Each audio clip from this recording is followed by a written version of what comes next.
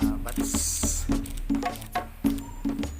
Kisiliparan sila papunta doon yung kanilang pwesto. What's up mga katrupa? Good day mga kaluds.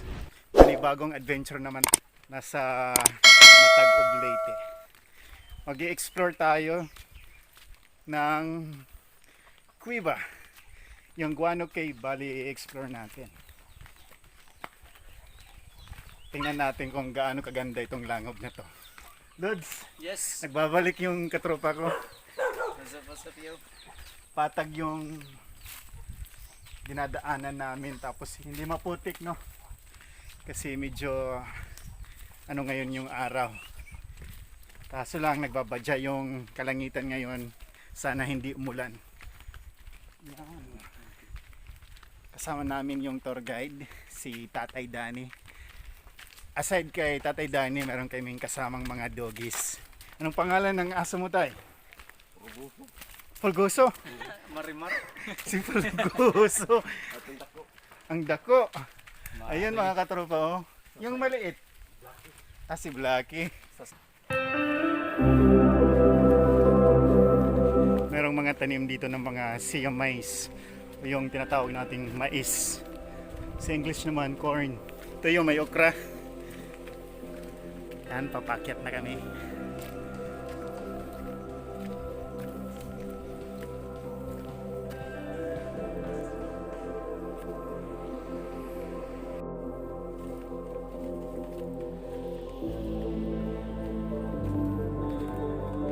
Lapit na kami. Tabi-tabi po.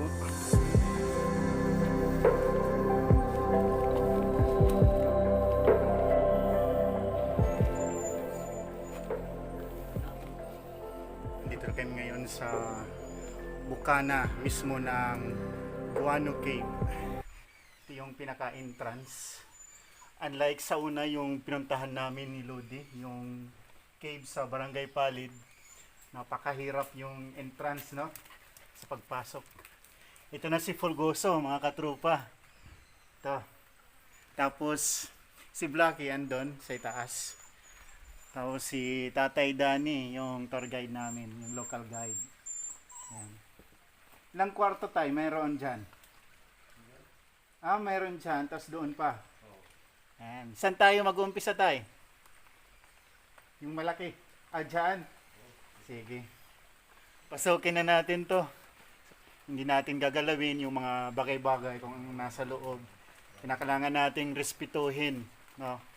Ika nga, leave nothing but footprints. Ayan. Marat na. Medyo maulan na ngayon. Pumapatak na, umaambon na. Maghumus at chinilas tayo. Ayan. Kinakailangan daw na tanggalin yung tsinelas. Kasi para iwas dulas.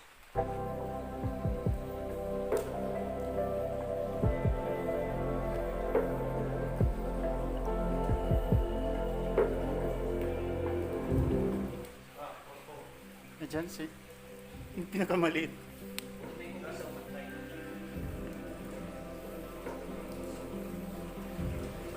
Tabi ako eh.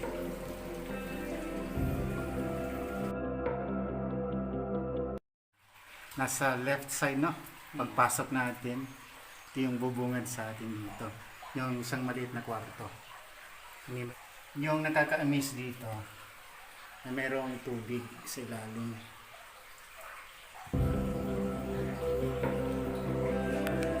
Tapos merong bat. Yan. Merong bat.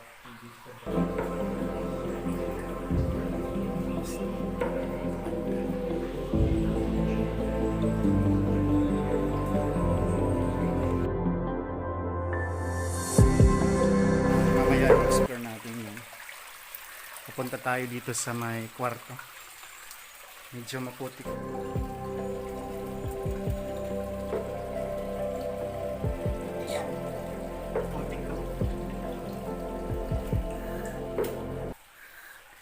Yan. Maliit lang na kwarto tayo. May tubig dyan? Pwede makapag hugas ng kamay? Yung floor, nag-layer-layer, parang rice terraces. Siya.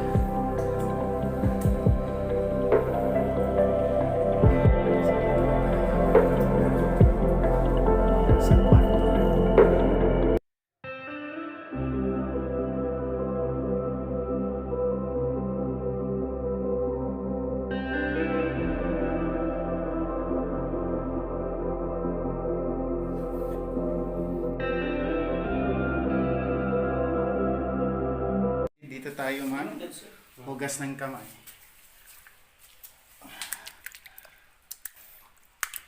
Unlike sa uban nga mga iba na puntahan natin, Lods, di ba? Walang tubig.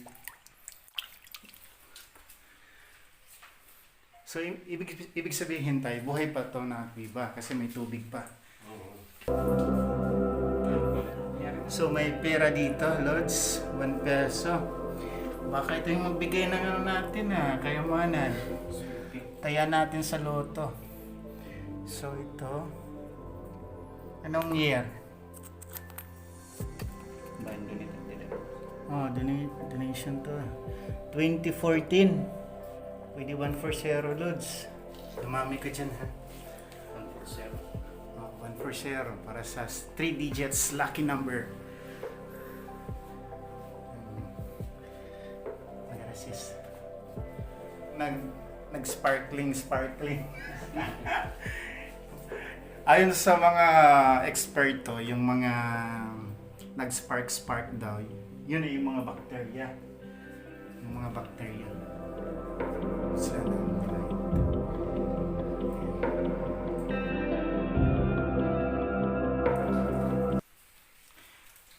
Bababa na kami ngayon, mga katrupa. Yan.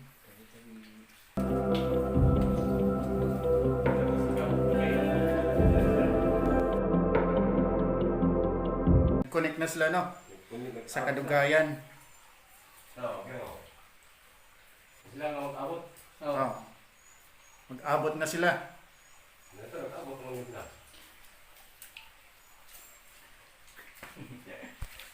Ayan. Pababa ng pababa. Itong bahagi na to medyo madulas. Puntahan na natin yung pinaka main na kwarto. Yan si Ludi na nahirapan sa pagbaba.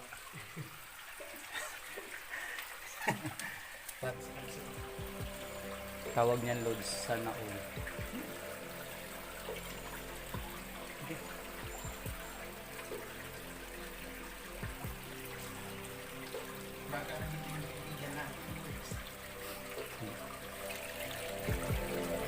Yan, may swimming pool si Lods. Tubig. Sige nga. Ayan si Lodi. Saan galing yung tubig, Lods? Sa'yo? Sige, Lods. Diyan yung bukana. Maulan ngayon sa labas, Lods, no? Yung pinakamalaking kwarto.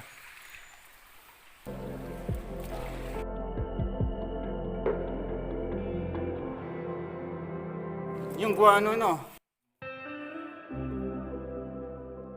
Amazing dito, buyag.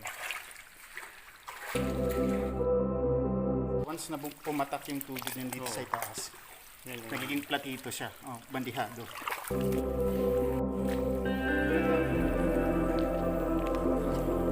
Putik dito mga kato. Hala ko. Paniki attack.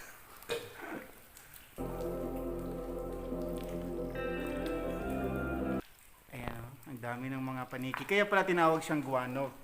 Guano cave. Kasi madami yung dumi. Pero hindi naman siya maamoy dito, di ba? Kaya pala pinahubad yung chinilas na ano namin kasi maputik yung ginadaanan namin. Yan, oh. Ayan natin.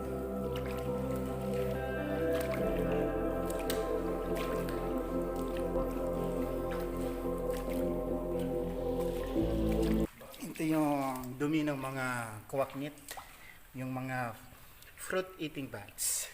Ito. Yung mga guano, may American frog dito. Yung kaibigan natin, isa sa mga bagong kaibigan natin. Ayan. Ayan siya. Ayan, medyo mahihain siya. Yung mga aso na kasama namin, andun sa may bukana. May kwarto-kwarto din sila, tayo. Kwarto-kwarto sila. Sariling kwarto. O kapag may mga buntis, separated lang sila sa mga hindi buntis. Parang nasa Batman tayo, World of Batman.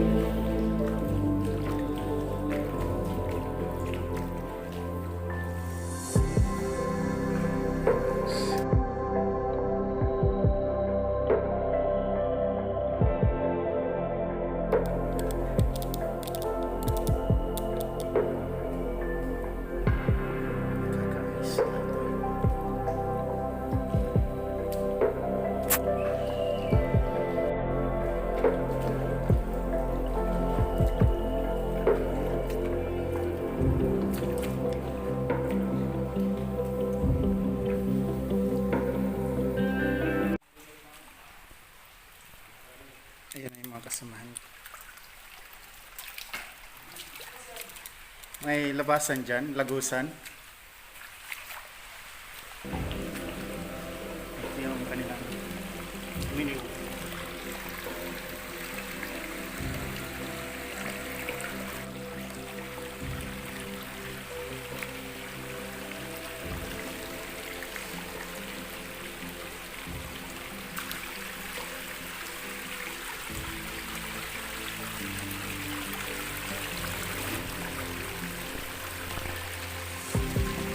Tapos may lagusan dyan. Dito nanggaling yung tubig sa ilalim. Sa ilalim mismo na.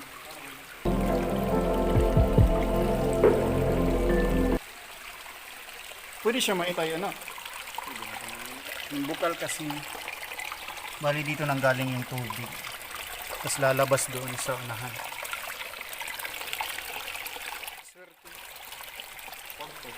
Kwarto din? Pwede na siya.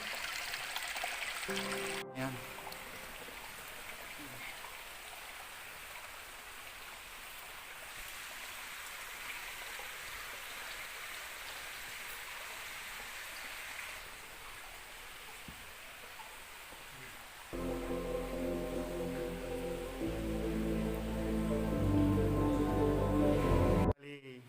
Ito yung magsisilbing exit natin. Kapag may entrance, may exit. Amazing dito. Ayan, no? Ayan, mga katropa.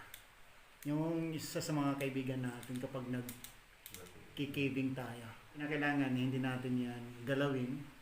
Once nga galawin natin, gagalawin din tayo niya. So, respetuhin natin kung anong mayroon dito sa loob.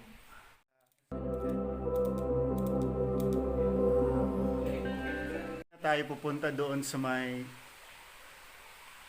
lagusan kasi ayon sa ating tour guide si Tatay Danny na medyo mahirap daw dyan, merong mga bato-bato, so kinakailangan natin na hindi magpatuloy.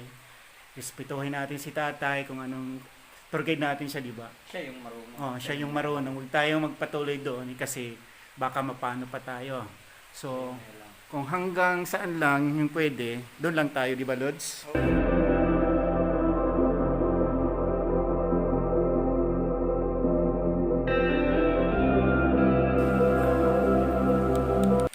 Pababa na tayo. Back to Basic. entrance na tayo. Bawal tayo magbaon dito. Hugas lang tayo dito. So, merong crabs. Crab.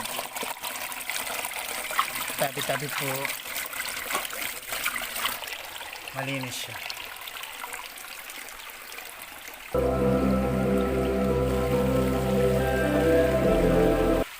Yung naisip ko kanina, ito mga tubo. Kawayan. Ay, hindi. Ay, tama. Yung kawayan, yung bagakay. Ito. Isang uri ng kawayan. Maraming mga footprints na.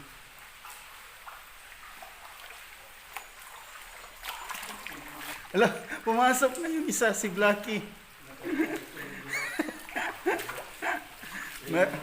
Mayroong asong nakapasok dito sa loob, si Blackie. Ayun mga katropa, focus natin. Bats. Ayan. Nagsisiliparan sila, papunta doon. Yung kanilang pwesto.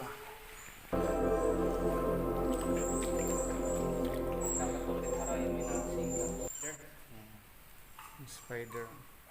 Diba? Ano ba nandun? Ano ba itong naingga?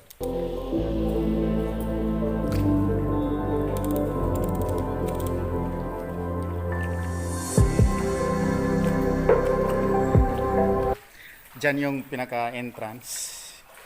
Malaki yung entrance dito. Andun yung isa. Andun yung isang aso, Lods. Andun o. Andyan yung isang aso. Yan, si Fulgoso. Kapit na kami sa Bukana. Kung saan naghihintay sa amin sina Fulgoso at si Blackie. Yung ginaanan namin. Putik kaya dito. Pag andito na tayo sa may mga maputik na bahagi, na kailangan mag-ingat tayo kasi hindi natin alam kung anong mayroong dyan sa may mga putik yung inaapakan natin. Baka may mga matutulis na bagay. Yun lang, kinakailangan mag-ingat. Yan. So far, ito yung pinakamalaking kuiba na napuntahan natin, Lods. Ano? Ito na yung naghihintay sa amin, no? Atat na sila, yung dalawang aso. Yun, papalabas na kami sa kuiba.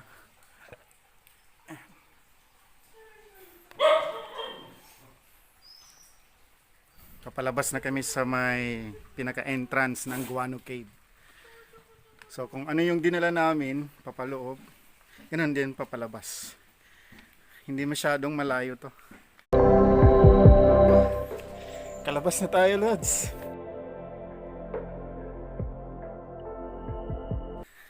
So mula doon sa may kalsada, sa may Israel Mountain View Resort, papunta dito, less than 15 minutes lang yung lakaran.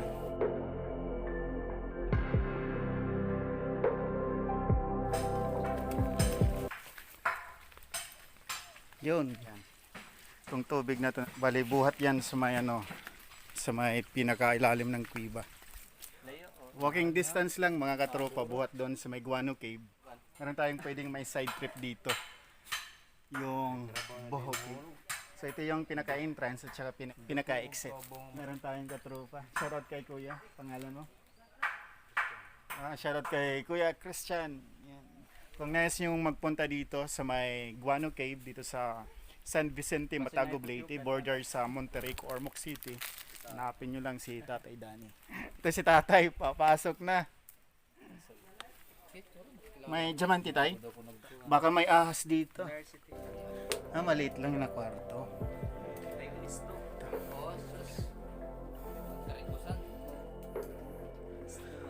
Anong ugat to tay?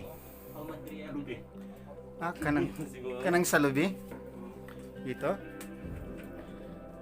Lubi no? Ito yung pinaka-amazing niya dito na feature. Lubi to. Yung ugat ng coconut. Oh, hala. Amazing. Tabi po. Parang stalactite siya. Ano niya? Amo talaga ni ugatan lubi? Mo talaga ni? Ugat ng lubi? Tikman mo nga yan, Lods. Baka pwedeng may hatok natin. Lubi. Lubi good siya pero patay na. Patay na siya na ugat. At tay. Mm.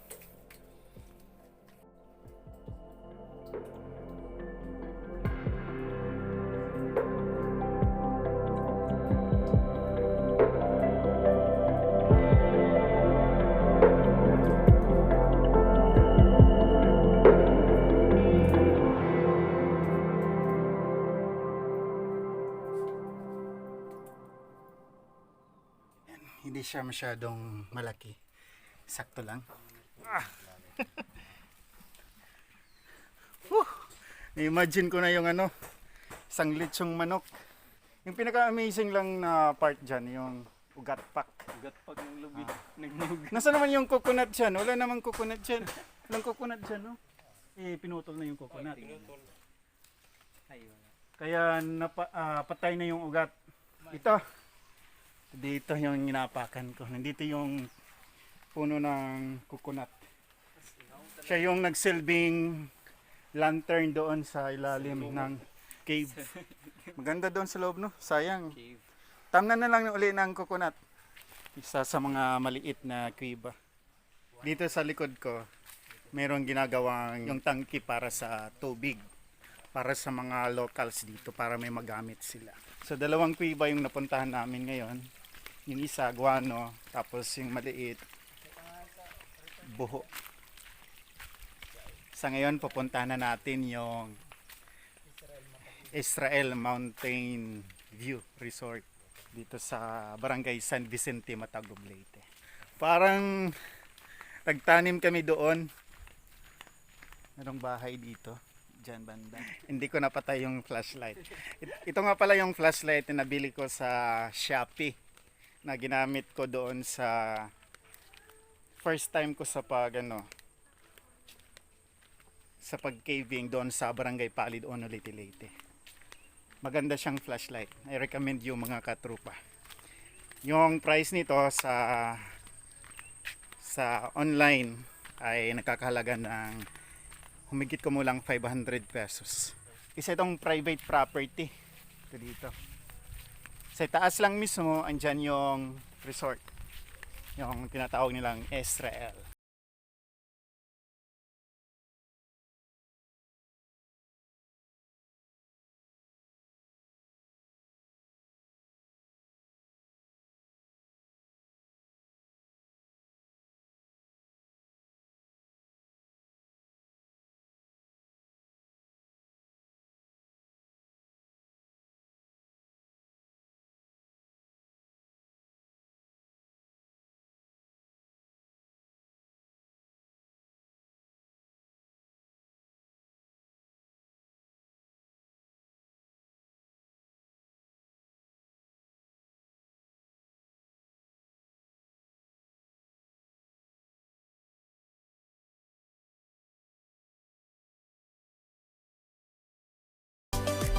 Papalabas na kami ngayon dito sa may Israel, sa may Mountain View Resort dito sa Barangay San Vicente, Matagob, Leyte. Yung entrance fee, mga katropa, ay para sa mga adult 50 pesos dito. Tapos para sa mga bata 30 pesos. Kinakailangan huwag tayong pumunta dito sa Sabado kasi sarado yung kanilang resort. So arat na, punta tayo sa Cananga proper.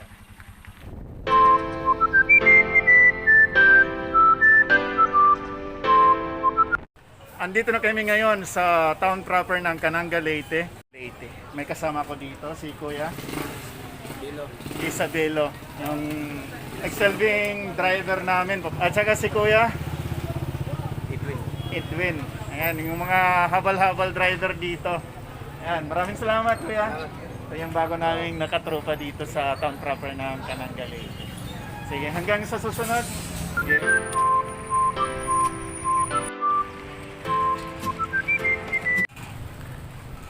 So far okay na yung public market ng Cananga. So at this point, we will be going to Simbahan Church. This will be my first time to visit this church. Shoutout pala sa mga kaibigan ko. Yung mga kaibigan ko na YouTuber din. Lalo na si Pislat TV ng Cebu. Si GR TV ng Bulacan. Si Michael Alalet. At huwag niyong kalimutan na palakihin din ninyo yung bahay ng kaibigan ko. Si Dodot Diaz. Shoutout din kay M's World Vlog. At huwag niyong kalimutan na i-subscribe din si MT Chances, yung kaibigan ko from Hong Kong. Andito na kami ngayon sa simbahan ng Cananga, Leyte. Yan. Maayong pag-abot sa parokya. Nagkakaroon dito ng restoration. Nire-restore yung simbahan ng Cananga, Leyte.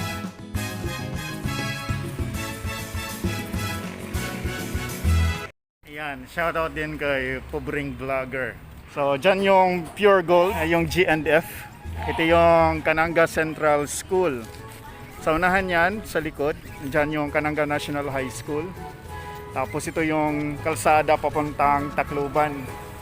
Tapos dito naman, yung kalsadang papuntang Ormoc City. So, papansin natin mga katropa, ongoing pa yung kanilang road widening dito. Ito kasi dito na bahagi mga katropa ay residential area. So may mga bahay dito. Nang dahil sa road widening, ito na yung looks. Ayan, ito na lang tatapusin yung vlog ko ngayong araw na to. So maraming salamat. Abangan nyo pa yung iba pang mga adventures ko. So hanggang sa muli. Paalam. God bless everyone.